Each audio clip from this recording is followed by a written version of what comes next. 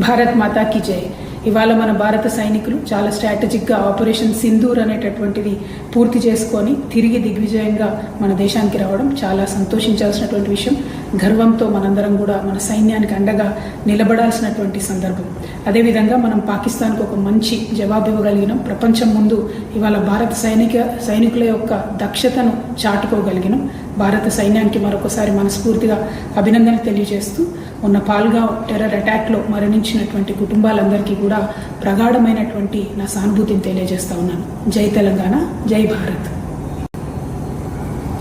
भारत माता की जय।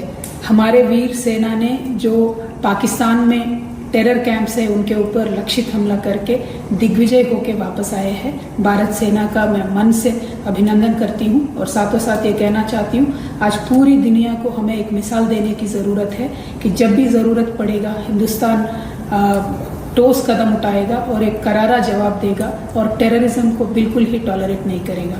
Thank you. जय हिंद, जय भारत। భారత్ మాతా की జై।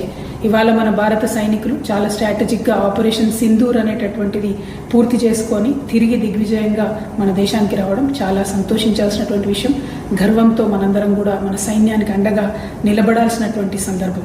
అదేవిధంగా మనం పాకిస్తాన్కి ఒక మంచి జవాబు ఇవ్వగలిగినాం। ప్రపంచం ముందు ఇవాళ భారత సైనికుల యొక్క దక్షతను చాటుకోగలిగినాం।